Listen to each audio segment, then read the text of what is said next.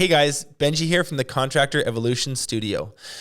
One of the last of the proverbial hats we all remove as business owners is the sales hat. When you think about it, this makes sense, right? Most of us entrepreneurs actually really like sales, and we're generally pretty good at it too. Not to mention, the idea of finding someone who is going to sell our services as well as us can seem kind of impossible. Hiring a production team or some administrative support, that's one thing, but handing over sales, the lifeblood of our whole business, well, that can feel like handing over the keys to the entire castle. What if they quote it wrong? What if they overpromise? What if they don't represent our values? It really is a leveraged role, and getting it right matters a lot. Today on the show, we have two amazing guests. We've got Mason Marquis of Spray-Tex Painting. He's a painting contractor in Dallas-Fort Worth. We also are lucky to have Jesse Kreisman of Alco Products. They're an exterior remodeling contractor in the Metro DC area. Oh, and I'm also really stoked to have my co-host Danny Kerr on this one. Now, the reason we wanted these two on the show is that both Mason and Jesse have absolutely exploded their top line revenue in the last few years by making this scary but rewarding leap of removing themselves from sales entirely. They've hired some salespeople. They've also fired some too. They've implemented some really solid sales infrastructure, and they're now seeing predictable revenue roll in, which they'll be the first to tell you it's a pretty cool feeling. They shed light on a bunch of cool stuff. We talk about the inherent qualities you should look for in your first sales hire. In other words, what's the internal makeup of a closer? We talk about how to set up your new sales hires for success with a structured sales training system. And lastly, we explore how they build their sales forecasts and then hold their teams accountable to them. So if you've ever wanted to hire a salesperson or start building a sales team, but you've maybe felt a little nervous to make that jump, this episode is a must listen. You're watching Contractor Evolution, where we unpack the systems, tactics, and skills you need to take your fast-growing contracting business to the next level. You're here to learn what it takes to scale up, work less, and increase profitability. You've come to the right place. Stay tuned to learn what separates the new breed of contractor from the old school, and welcome to your ultimate guide on the business of contracting. Mason, Jesse, thank you guys so much for being on the show. We are really excited to have you here and talk a bit about building a sales team. Yeah, man. Thanks for having you guys. Look forward to chatting. Glad to be here. Cool. So I want to hop right into it because we have a lot of stuff to talk about. And my first question, Mason, is for you.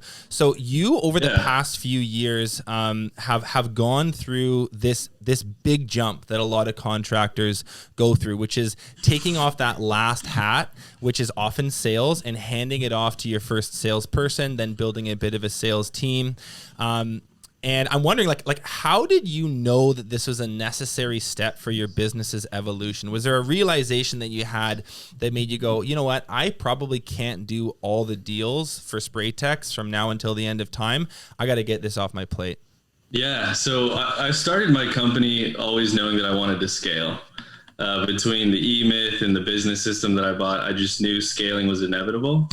But sales was particularly hard for me to let go of because I loved it. It's just truly something I'm passionate about. I felt like I was pretty good at it, connecting with people. And I just knew that at a certain point, I couldn't grow and hit the goals that I wanted to, even if I was at 100% closing rate. There's more value to building a sales team than there is being the best salesperson. And when I realized that, I was probably in my second year, just coming out of a slow season, and we were producing really predictable results. But those results weren't growing. It was just very consistent. And I was really nervous and reluctant, but I decided to bring on a sales guy. He was very experienced, had been doing sales for about 20 years. And instead of worrying about how I was going to pay him, I had him do ride-alongs with me. And I just went ahead and sold the deal and baked in his commission to help keep him afloat. So I slowly let off the leash and gave him his own appointments. But that's something that I think is really important about that transition is you don't want to hire a sales guy, give all your warm appointments, all your leads to somebody that basically your entire company's revenue is on the line. You spoon feed him a little bit. Yeah, exactly. Yeah. What's the risk if you don't do that? Like, why did you do it that way? Well, we had to keep going. We had to eat. I had a production manager to pay for, painters to keep busy, and I did it that way because this individual I hired didn't have any background in painting, home service sales, and I really just needed to kind of test the water, see how he would do. So it started with maybe 20% of the appointments that the company was generating, and then we grew that percentage over time as he created results, and I gained some trust in him. And I remember there was like a vivid day where I was like, you know what, this week he's running every single appointment. I just got to trust him. And so we went all in on the guy, and he's still with me today, and he's been a great sales guy. So good.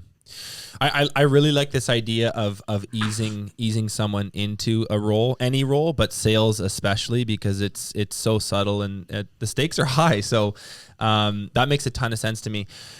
Tell me, Mason, like what have you learned since doing this? What are some of the big lessons, the big takeaways, having gone through this process over the last few years? Well, from an efficiency standpoint, I think like shortening that ramp up time is really important. When you get a new salesperson, they're going to cost you money for a good while. And the quicker you can get them producing on their own, selling profitable work, the better. And I'm always trying to improve that gap. And the way I found for me that works the best is hiring right. I believe when it comes to sales, it's about 90% hire, 10% training and onboarding. I know a lot of people would disagree with me, but we're not a big Fortune 500 company that has, classrooms and months on end to get somebody ramped up. So I need somebody to hit the ground running right away. And the way I discovered that is find somebody with a proven track record for selling high volume sales, particularly in home. So I'm looking for somebody really specific.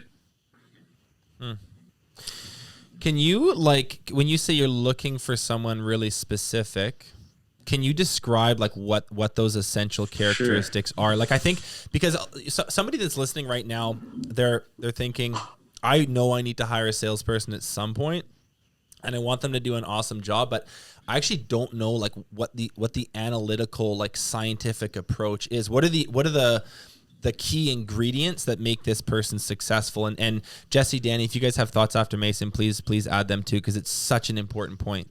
Yeah, I think every company culture and every company is going to look for something somewhat different, but there's a few fundamental truths, and I think somebody that's instrumental is really important. What do we mean when we say instrumental? First impression. What is? Let's unpack instrumental for a second. This is sort of Breakthrough Academy terminology. Sure. But what does someone with a high instrumental have? This is somebody that's really polished, easy to talk to, well spoken, articulate, has a great handshake, good smile. Not by any means your stereotypical salesperson. You're not looking for somebody cheesy or cocky, too much ego. You're just looking for polish. Something else I think is really important. I don't know if we talked about it, but it's attainment. Somebody who's really goal oriented. Sales can be a beating, especially in our industry, because these guys are running 20 appointments a week, week in and week out. And even if you have 2 or 3 great weeks in a row, that third or fourth week, the clock resets. You've got to continue to hit your weekly goal and continue to hit your targets. And that just burns some guys out. That's exhausting for people who don't really want to achieve.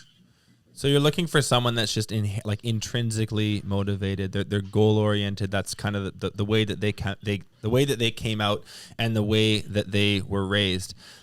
Sure. I don't know if anyone has ever had a salesperson work for them that doesn't have that. Maybe describe what it looks like from the other side.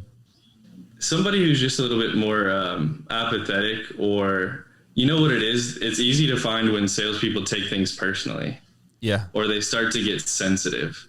That's when you know you don't have somebody that's really like a winner, a true winner. When they start making excuses like, oh, these appointments aren't very good, or these customers don't want to buy, or it's COVID. People aren't wanting to buy right now. These leads suck. The weather's bad. The leads suck. My toe hurts. Bad. The sun's in my hair. Yeah. So excuses are a really good indicator that somebody's not necessarily goal oriented. We call them wet noodles, and it's can be really, really difficult to like. You don't want to babysit your sales guys week in, week out. Like at some point, you do need to sink or swim. And we call it attainment, which is this goal orientation piece. That's just something that they have within them. That's right. It's actually just these are all things you can't train, right? You can't train someone to like goals. You can't train someone to come across as competent and like highly presentable. They just exist within them. They're in their DNA, or they're not at all, right? So I think they've got it already. Mentioned they can really take away from the rest of your team if they start projecting that outward. You know, their frustrations if they're not hitting their goals and they're blaming it on everything else can definitely have an impact on the rest of your guys also. Oh, totally. Right? Like you got one guy that's whining about the leads. All of a sudden, other people start to listen, and you've got kind of a cancer. So, what have we got? We got instrumental. So being articulate. Sure. Being polished, speaking clearly, being confident, a strong communicator, but not cheesy, not salesy. We don't want to think of like that typical sort of slick back hair and like suit style person. It's just someone that is good with people. Attainment, so the goal orientation piece. What do you think is next, Mason? It's really, there's two other components really, and it's someone who's introspective, really willing to take feedback, is coachable. A lot of times in our process, at least, salespeople need to tweak and adjust. Our company rolls out new systems, what feels like once a week. So if this person is someone that's really rigid, stuck in their ways, isn't willing to change or be coached, it's just not going to be a good fit. And I've had people that are just closers and they're not coachable or willing to change. And it can be such a time suck. And what I end up feeling like is I'm having to curate or cater to this individual. It's like they're closing, they're producing, but they may not be checking this one box. They may not be transferring the job the way we do now, or they may not be coachable when it comes to pricing in a certain area.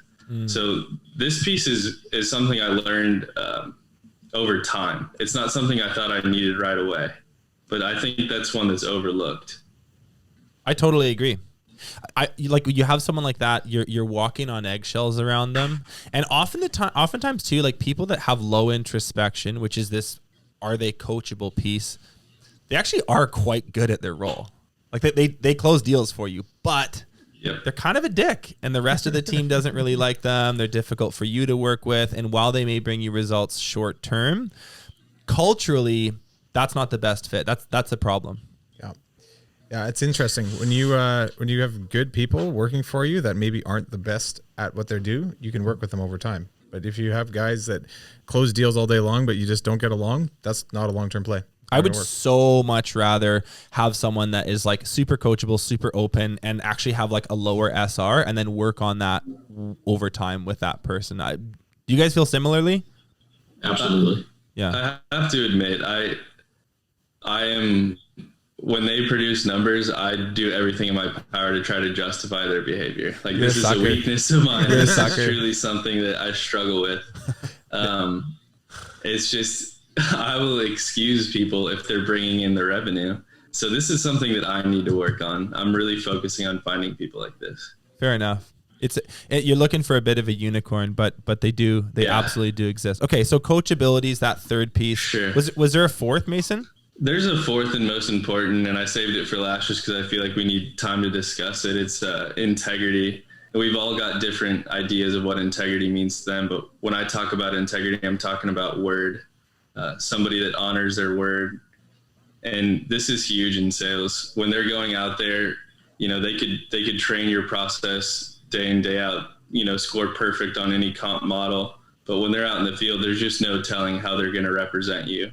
I've had some issues with this integrity component with sales guys I've hired in the past, and I've got people that have a ton of integrity, and it just makes a huge impact on the whole team, particularly when it comes to sales and production, which are two different silos in my company.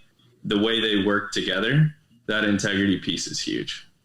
I think it's such an important piece, and I wonder if you have any thoughts around how do you quantify that? And for someone that is listening to this and saying, yeah, okay, I'll look for those four things. The first three are a little bit more straightforward. And we're going to talk about, I think, a bit more the interviewing process in a minute here, but let's just focus in on this integrity part. Like, how do you assess whether or not someone has that? Because it's kind of an abstract idea. So when you're sitting down with someone and you're maybe doing an initial phone call with someone that's applied to the role, or you're doing an interview or a follow-up interview, like, how do you figure out, yeah, this person's got integrity? You really need to ask some deep questions about, what makes them tick, particularly like experiences or opportunities where they've faced adversity. Ask them about them. You're really looking for how they answer the question. It's tough to articulate, but you're looking for somebody that can really show that they followed through on something, or when they made a mistake, they were able to recognize it and be transparent about that mistake. And there's some other things that I do that are a little bit more technical. So I'll have people do 3 interviews with me. And the third one is with my office manager.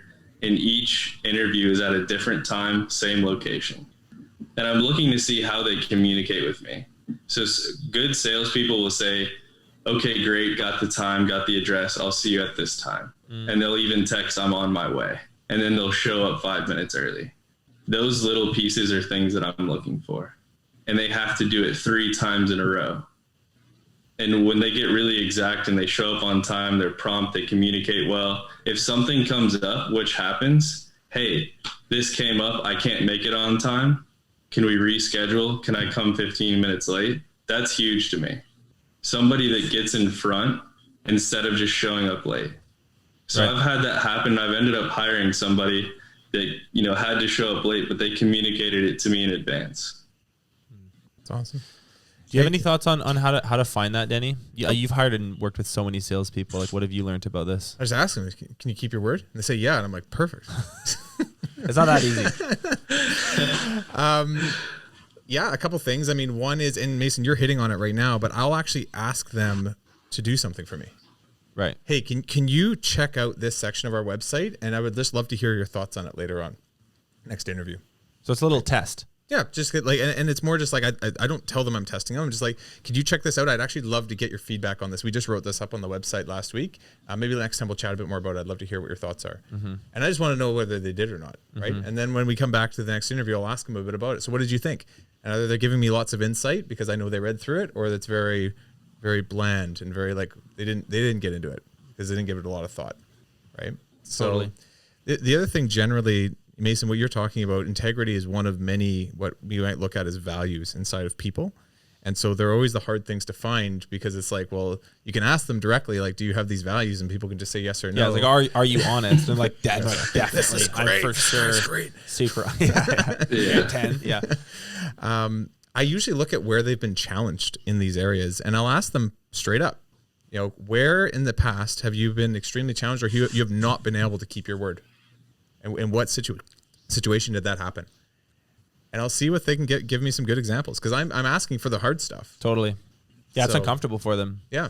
And if somebody says that's never happened, I've always kept it, you can also probably tell that they're full of it. I'll give you an example where I wasn't able to. Yeah. And I'll lend myself to that vulnerability so you feel comfortable to do the same. Yeah. And then I can see through that story what that really looks like. I love that. That is such a good point, right? So when you're interviewing a salesperson for the first time, you're looking for instrumental, which is pretty straightforward. Do they look a certain way? Do they sound a certain way when they talk? You can tell pretty quickly whether or not someone has instrumental. Check that box. We talk about attainment. So I think in that instance, you're looking for examples of when they've set goals for themselves in the past. So someone with an athletic background, someone from the military, someone that was really good in school because they were very driven to sort of like achieve a certain grade. You're going to see evidence of them setting and trying to hit goals in their past. What was the third one we said? Instrumental, attainment, introspection. So how would you quantify if someone is is that something that you can ask questions around to find out if they're coachable, or is that just like a vibe that you get? Like, how do we assess that in an interview? That's a tough one. Like I said, this is one that this is a new discovery of mine. Yeah. So this is something I've learned I've needed. I'm going to have to get creative with it. What I've learned though is the longer you spend with people up front, the better. So if you spend 3 1.5 hour interviews with somebody, you're probably going to find out whether or not they're coachable. Yeah. You could, what you should do is in the interview is give someone some coaching. Like, hey, this is what you should do. Like, I'd really love it if you could do this in the next interview. Show up in this way or do this differently and see how they respond. I'll tell you 2 things actually. So one is I go into tell me big arguments you've had in the past. Yeah, that's awesome. Tell me what happened. Why did they feel that way? Why do you think they were thinking that way? What happened next? And I want to understand how much they know about that person. I don't even care who was right or wrong. Mm-hmm. I want to know how much they actually took the time to understand what that person was thinking through that argument. An introspective person will objectively look at things and say, I know where I stand. I also really understand where they stand. And then they'll make an opinion. A non-objective person will just look at their point of view and tell you all the reasons why they were right, and the other person was a total, dweeb. Totally. Right? Totally. That's great. Yeah. I find that people that are not super coachable, what you'll find is that when you ask them about their previous work experiences, tell me about your bosses that you've worked for, tell me about other coworkers that you've worked with. There's a pattern of everyone else being an idiot. That is usually a sign that person is not super coachable. Something going on here. Yeah, you're like, what's one thing that's been all these situations? Well, maybe it's you. So we talked about this coachable piece, and then lastly, you're looking for integrity, which I think is so important. And Danny's saying, ask them about moments in the past when they've maybe broken their word and what happened there and what they learned from it, and have them expand on that. And I think that you're gonna, if you can check those 4 boxes, you have done your job, and the chances of you being successful with this new sales hire are so much higher than just saying, he showed up for his interview, he seems like a good guy, and he worked for a sales company before, so let's give it a shot. Right. Jesse, you've got this I've heard you talk about this thing. You're looking, how do you say, you're not so much looking for extroverts, you actually want ambiverts. I wonder if you could just unpack that whole set of ideas for us, because it's really compelling, and I don't think most people think about this. Yeah. So, a lot of times people think that there's just 2 types of people, introverts and extroverts. And we're always told extroverts make great salespeople because they're outgoing and they're friendly and they're easy to talk to. But what the downside to being an extrovert is you can take things personally, and you take those no's personally, and they get to you. And, in sales, we get told no 5, 6, 7 out of 10 times on a good week. And, while introverts are too quiet, there is a 3rd type, and that's an ambivert. And an ambivert is someone that shares, the qualities of an extrovert. They can talk to anyone. They're likable. They're personable. They can be your friend in that sales setting, but they don't get their energy from people necessarily, and they don't need to be your friend like an introvert. So they can be your friend in the sales setting, but they don't take it personally when you say no. And in some ways, they're a little, they're not subject to as many cold streaks, because extroverts, when they get those no's so many times, it can build on each other. Do you have a few ambiverts in your organization that are doing sales for you now? Yeah. So before I interview anyone, I actually have them fill out a personality profile. And so I actually look for that. And it's not to say that I won't interview an extrovert or an introvert, but it is something I look for. The other thing, the personality profile that you use can also tell you how adaptable someone is and how hardwired someone is. So if someone is maybe, a not hardwired introvert or not hardwired extrovert, they're someone in the middle that might lean one way, I'll bring those people in for an interview as well. But it's definitely something you can find out about before you interview someone. What's the personality test that you guys use? We use the MPO. Okay. MPO? Yeah. Okay. Cool. Any other thoughts on that, Denny? Jesse, you're hitting on something that I've never thought about it actually the way you just said it, which is really cool. I look at something as, do I have an opener in front of me or do I have a closer? And there's actually often 2 different types of salespeople. Farmers and hunters. Totally. Yeah. And you see it where you're like, this person will talk to anybody and is shameless and actually has a lot of fun getting to know people, but they don't like to close the deal because they're afraid of damaging the relationship. They're just relationship builders. They just love it. Right. Totally. And then there's other types of people that actually don't like to introduce themselves and present themselves to somebody who they don't really know, because they feel like they're not going to have the authority because they're giving it up by chasing somebody. But they don't mind closing deals and damaging a relationship at the end if they have to, because for them, it's not about the relationship. It's about moving forward with the plan and trying to figure out somebody. So totally. And even in our team, like we've seen it at BTA, at Breakthrough Academy, we have people on our team that are absolutely incredible openers and people who are absolutely incredible closers, and some people that are both. And those might be a little bit of what you're talking about, even Jesse, or a bit of maybe ambiverts even in some way. So do you guys have like, Jesse, you're running sort of an exterior construction company, pretty high end. Mason, you're painting, again, pretty high end. Like with the clientele that you serve, the market you work within, the service that you're providing, is there one of those things like are you looking for a hunter or are you looking for a farmer? Are you looking for an opener or do you need a closer? Like, is there one of those profiles that kind of works for you guys better? Well, unfortunately, you need someone that's a mix of both. Especially, I think the clients that we're going after, they can tell when someone's being really salesy and they don't appreciate it. They don't want it and they don't like it. They want someone that's consultative.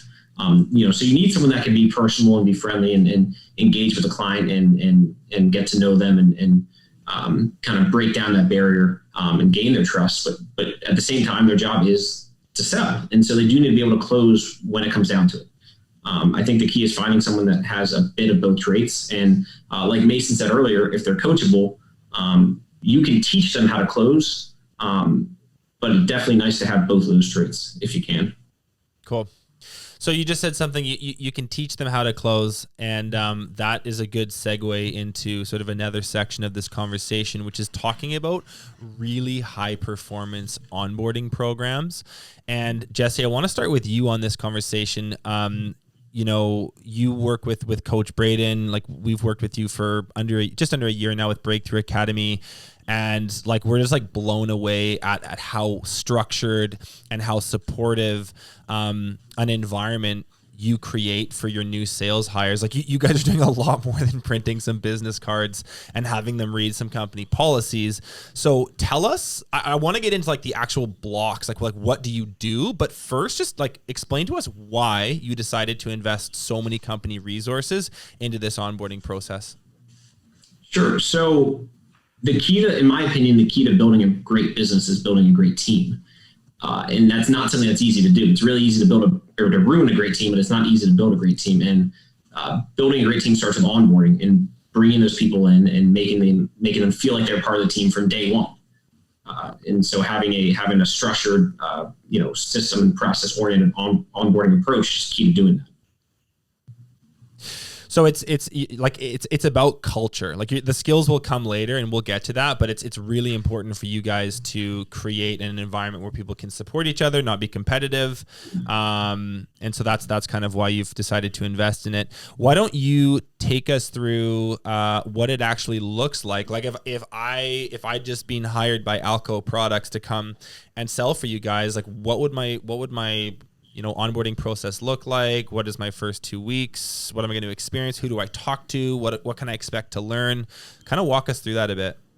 Sure. So, onboarding actually starts before the new hire actually comes in the door. So first thing to do is let the team know, and this is something that gets missed so often, and you have a new hire show up and no one in the company knows who they are or what their role is. So, it starts before they walk in the door. You got to tell your team, you got to get their desk set up, have their phone set up, their business cards, have a welcome package, company shirts, swag, a welcome sign, a signed card by the team. And instantly when they see that and they walk in, they know they're part of the team and they've only been there for a couple minutes.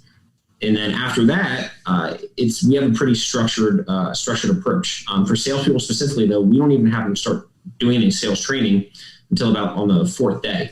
We want them to learn the entire business, how we do things, how we install things, our admin process, our marketing process, everything that goes into Alco. So they're out in the field with our production managers. They might be answering the phones up front with their office manager, seeing a bit of the marketing side of the business with our marketing manager. And so really getting an entire picture of the business.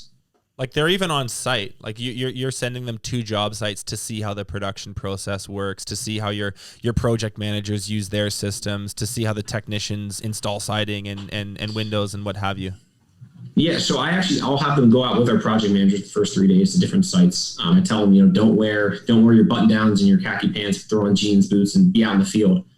We do things differently than a lot of our contractors. We're serving that high end market, and it's easy to tell someone that.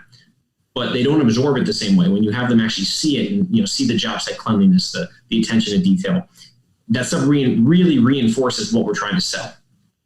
I think too that they must learn more about the impact that they have on the rest of the organization, right? Like if they see how hard the rest of the team is working and what's involved, there's context there that you wouldn't get if you just skip that. I feel like the likelihood that they're gonna underbid a job or overpromise a customer is way less because they're like, whoa, this is not just me. This is way bigger. Have you found that the fact that you sort of put them on the site has led to a little bit more almost like sales to production understanding? Absolutely. It really helps them get a bigger picture of what production's job is, especially when you have guys come from different remodeling companies that might not be serving the same type of clientele we're going after. We obviously price things differently. We're going to generally be more expensive than your average window or siding company. Granted, we're selling a different type of product. But when you've been doing that for a couple of years, it can be tough to get out of that mindset. To them, it's just windows. You're just installing a window or you're just installing siding. But when you're on site and you see that level of detail, it really kind of brings that home that we are different and what we're selling is different. They'd be able to speak to the process way more clearly. I totally get it. And they don't need to do it for years, just a few days, a shot in the arm. They get it and they're going to sell at a higher level. As a result. So when they're moving to the stage where they're doing their first estimates or ride-alongs, or like what is their first interaction with your guys' sales process actually look like for a new sales hire? So after they've been on site, after they've had a bit of the marketing onboarding and the admin onboarding, that's when we really start to get into sales. And it really starts with an overview. And again, that overview is about the fact that we're consulting the client. We're not just trying to sell them something. And then it really goes into ride-alongs and role-playing and then videotaping themselves. And we really believe that it's a lot easier to see yourself sell and learn how to sell and learn how to sell our way when you're able to see someone else do it or videotape yourself and see yourself do it. And you really quickly can see when you're videotaping yourself and watching that recording that sometimes you might come across as a little salesy when you think you're coming across as consultative. And that's a big thing that we're trying to break in the guys that we bring in if they've been doing it for a while for someone else. You guys make them watch recordings. Yeah, I want guys to record themselves, pretend they're selling, that someone's across the table. No one has to be sitting in the room with them, but put their webcam on and record themselves. That's so act like they're selling. good. Because we always think that we're saying something different, especially in the sales world. We always think we're saying something different. We always think it comes across differently. When you see yourself recorded, you know what you're doing. It's the worst. I watch my webinars. I watch my assessments back over, and every time I'm just like, I thought I sounded so smart there, and I look like a total donkey. It's like, but it's so good. It's so good because the feedback you're able to give yourself is so specific. Yeah.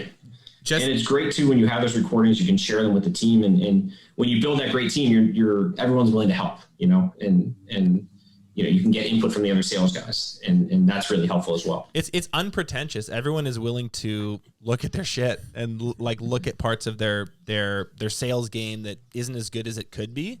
And I think having like a learner's culture like that is huge. Danny, were you going to say something there? I was going to say, Jesse or Mason, do you guys do any online sales? Do you ever meet customers online now with this whole pandemic thing going on? That's a huge opportunity I've seen for our team too, where we record everything we possibly can. We have a file online where we all have all of our stuff saved. And then not only can we check our own out, like you were just saying, our team can check each other's stuff out, and we learn from each other. Yeah. Like we can actually see, is our language even similar? Are we saying things differently? Are we saying things in the same way? And not only review our own, but review our teams as well. Mm-hmm. You guys have built like a serious practice culture at Alco, haven't you? Yeah. I tend to use the sports analogy a lot, but athletes practice before they go into games. If you take the NFL, for example, you play on Sunday, you have a walkthrough on Monday, maybe you get Tuesday off, but Wednesdays practice with pads, Thursdays practice with pads, Fridays and then walkthrough, Saturday's game plan, then you play on Sunday. With sales, we tend to practice when it's our game. We practice our sales during sales appointments. And while it's great that you learn something, I can't stand when I hear a sales guy say, I learned so much in that appointment, but I didn't close it, because they just learned something on a $300 lead. So it's really important that the guys are practicing when they're not actually with clients. And that's huge. So good. Curious, what do you do with guys who were getting results, but then they've kind of hypothetically lost their mojo? So I think that side of it, is you find that out in the one-to-one GSR meetings. And the first thing that I always do in my one-to-ones is I just do a check-in with the guys. I don't even really care at that point about the numbers. I just want to know how they're doing. With sales, a lot of sales guys are very extrinsically motivated. They have a lot of things going outside in their personal lives. And the sales job, the sales role can be impacted by that. So the first thing I do in a one-to-one is to check in. And because a lot of sales guys are willing to talk, they usually will open up to you. And so it's about making that personal connection with your sales guy as their sales manager, and making sure that they know that or that they have trust in you, that if they open up to you, you're not just going to come down on them for having a bad week or a bad month, but you actually care. Totally. Cool. And Mason, for you, like any other just sort of key insights or things that you want to share around that early stage of having a new salesperson? Like, what are you doing in your training process? How do you set them up for success? I think what you just touched on, Jesse, is huge. I think building a good relationship with your team, making sure that you build trust, and aligning their personal goals with the company goals, and making sure that the company is able to support them and give them what they want and need out of life. I think that's huge. Most of the time when my guys are having sales slumps or underperforming, it's likely something personal, and it's likely something the business can really support them on. Talk to us a bit more about that. Like I've heard you talk about like you know the personal like life goals of your salespeople, and your business is almost a vehicle to achieving that. Like it's not just, hey, hit these numbers because there are goals. It's like, who are you as a person? What do you want to see out of your life, and how can we make that happen together? Like just unpack that whole idea for us, because that to me is that's what separates the men from the boys when we're talking about high performance sales management. Yeah, I think it's huge. I had a team meeting before this, and we were talking all about 2021 goals. By no means is it mandatory for my team to share with me their personal life or their personal goals, but we've created a culture where it's just it's normalized. Everybody loves talking about what they have going on, and everyone feels really strongly supported, whether it's breaking a bad habit or creating a new good habit. Our whole culture is just about using the business and our team to give us kind of what we want out of life. And it's really important that I know my people on a personal level and I can support their goals. And sometimes that means holding them accountable. And you get to, they'll let you know where they want the line held on their personal goals. Obviously, you can only support them professionally, but sometimes they do want to be held accountable on, let's say, the gym. Like, some of my guys want to go to the gym 3 or 4 times a week, and I'll check in with them on our GSR meetings. I'll put in my calendar, did you go to the gym? Did you spend time with your daughter? Did you spend time with your son? Because they need to meet their needs. That comes back to integrity. Those are things that they know to do. And if they're not doing them, it's going to impact their performance in the field. Right. That's the key thing you just said. If they're not doing those things, it's going to impact their performance in the field. If they're not looking after themselves, their body, their mental health, their sleep, their family, probably their spirituality and whatever else, that like you're going to see that in your sales forecast. Right. So good. I got a couple just like quick points, quick hits on the training process of salespeople, because I've been trained and I have trained, and there's a couple things I've noticed that people do. So the first thing that like a business owner who is listening to this, who is thinking about hiring their first salesperson, needs to know is that there is going to be a natural drop in SR. Right? Like you've hired someone, and as the owner have done sales for however long. There's a certain level of clout. There's a product understanding. There's an excitement level and a passion level that is going to take much longer to nurture in this new salesperson that you have. And that's okay. Like don't panic because you hire a salesperson and in their first 3 months, they're closing at 33% and you were closing at 45%. Like, all's not lost. That happens. I was actually going to say on top of that, it's quite important for anyone who's bringing on a sales team, especially if it's their first time bringing on a sales team. You can really jeopardize and alienate them by being like, I expect results tomorrow because I need to get leads tomorrow. Right. I need to get there's a pressure on the owner to be able to perform because the business, it's the lifeblood for the whole company. And when you're starting to make that first transition ever, it's like, I still need to make these sales though. You're like, don't mess this up. And the pressure is huge, right? Massive. For a lot of new guys, that is unneeded. That's not going to help them learn. And I remember for myself, even in the first couple of years of bringing on my first sales team, I had to learn to let go a little bit. I call it the Chinese finger trap thing. When you pull too hard and you're just asserting your too much control, that energy is not good for training or for helping somebody learn and develop. When you let go a little bit and you just say it's okay. Like, we're going to let these ones be learning examples, and you almost prepare for that in your business as you're growing to bring somebody in. It helps a lot. I used to do something called Kamikaze Estimates. Tell us about Kamikaze Estimates. They're basically like, we're going in and we could blow this thing up and we don't really care. This one lead, even though it cost us $300 to generate or whatever it was, this is an example for us to learn from, not for us to book the job. And helping them let go was huge, especially in the beginning. Or I'll even say this, or down the road, I might have somebody a year in with me and I can tell they're struggling with something and they put too much pressure on themselves. I need to let that pressure go. And I'm like, look, we're going to go do this quote together. And I don't care if you book the job.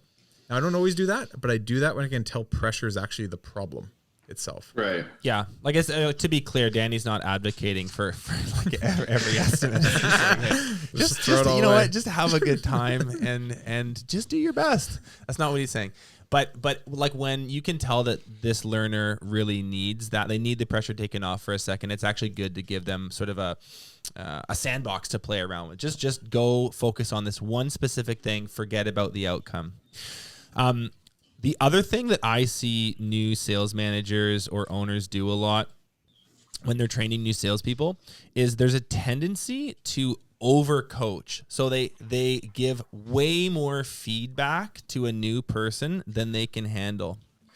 You as the owner have been selling for a long time. You know your process, hopefully perfectly, and this new person does not. So when you observe them in a ride along the first time they do a quote or an estimate, there's going to be 20 things that you notice that are off, all the way from how they said hi at the door, the rapport they built, how they understood the needs, the questions they asked, how they closed at the end. There's going to be so many things that are not perfect yet.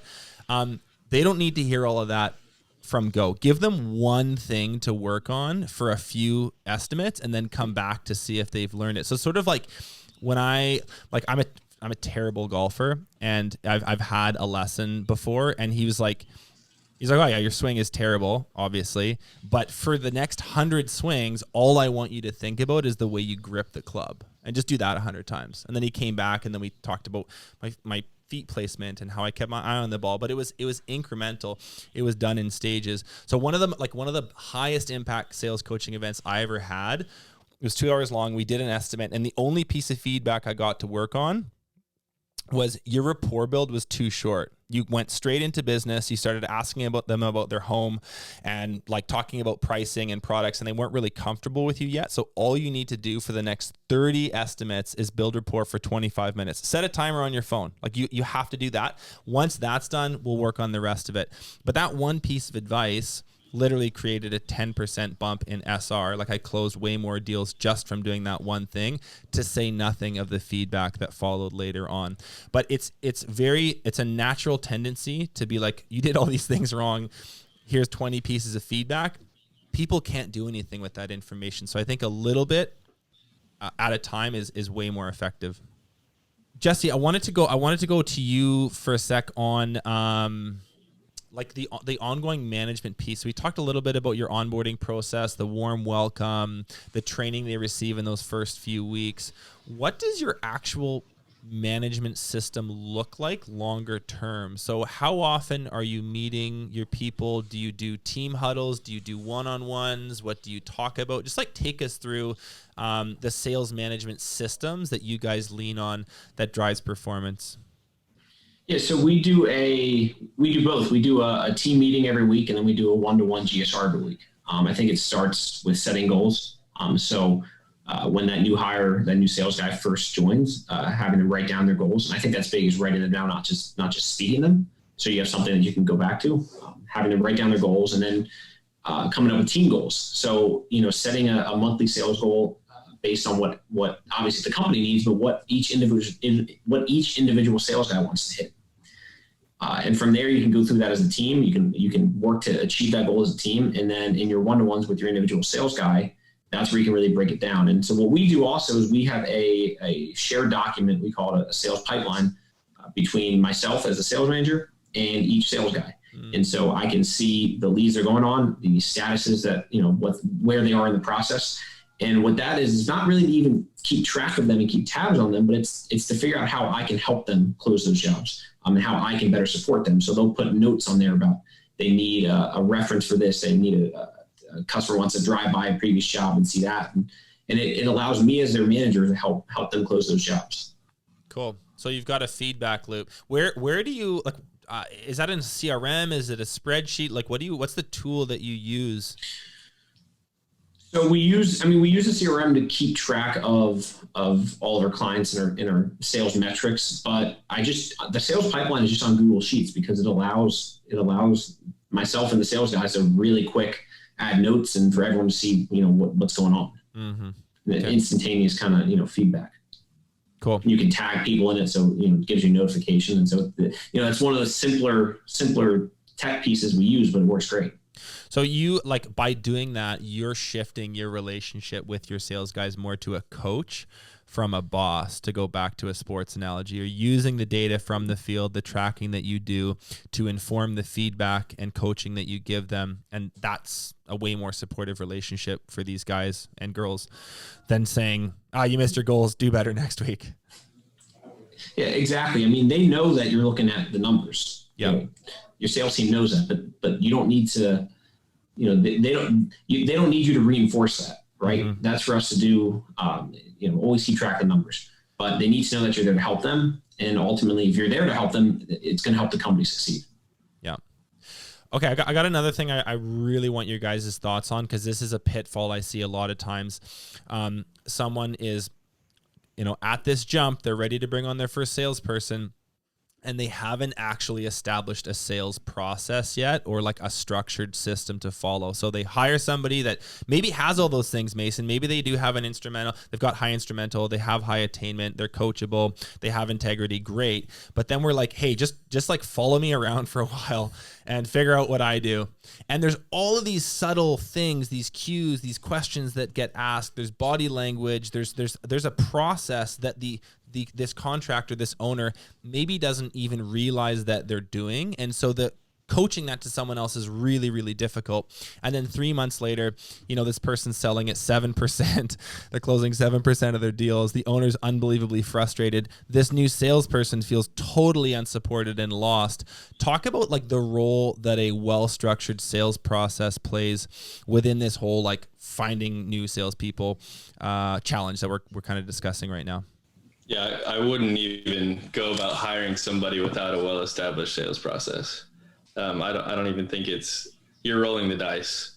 You're basically banking on hiring somebody that's naturally good, super coachable, like we talked about, but that's not a scalable way to run a business. Mm-hmm. I think I didn't even start my business without a sales process. So I bought a sales process as part of the investment in starting my company. I've tweaked it. I've made it my own, but I think it's huge.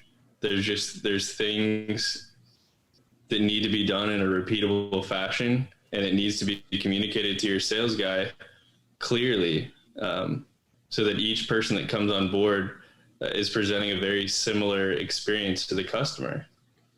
It's consistency in your product. You're not exactly terrified that your 3 different salespeople are doing it completely different ways.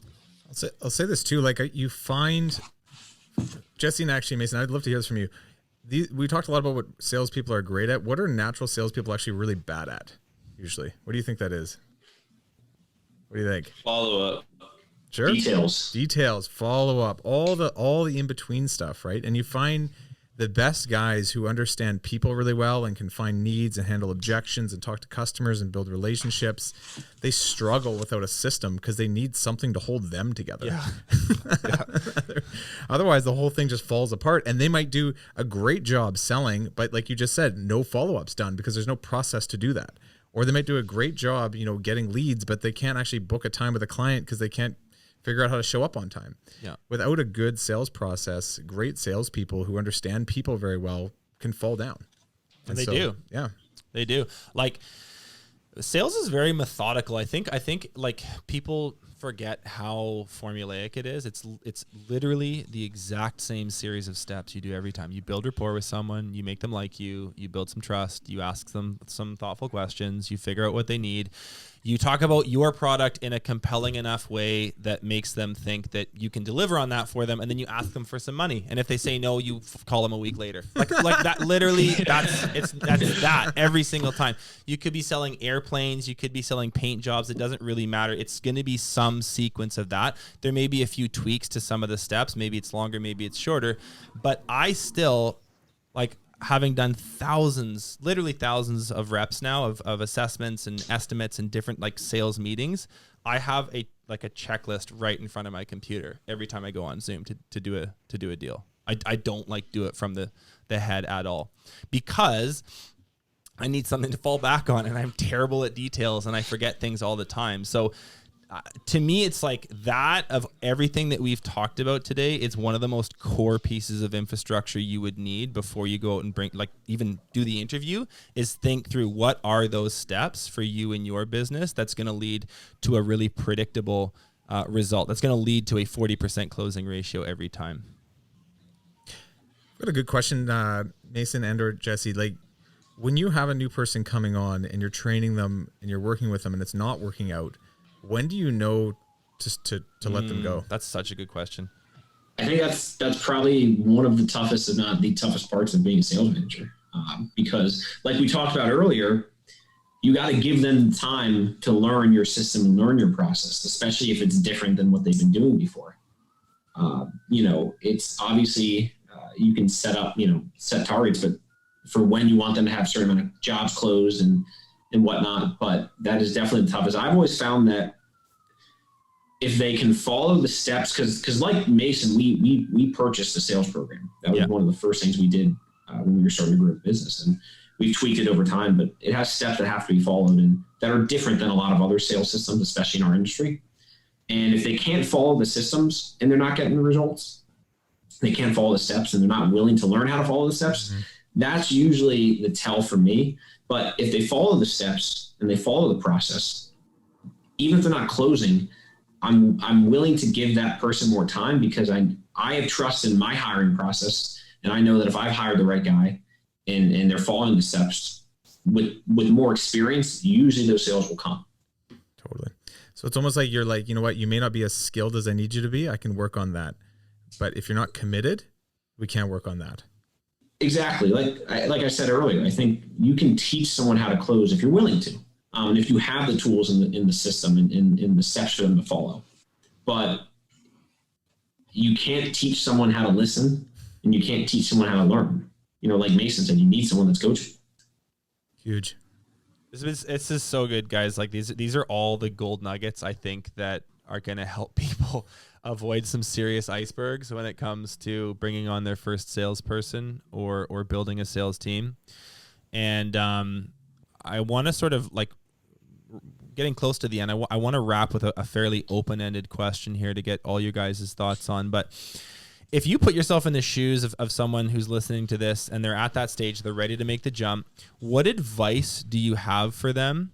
What would you say to someone that is scared of doing this because they're going to, hey, they may not sell as much as I do, or maybe they're going to overpromise, or maybe they're going to make a mistake on the estimate and we won't make money on that job, or maybe I'm going to train this person and they're going to leave and go start their own business.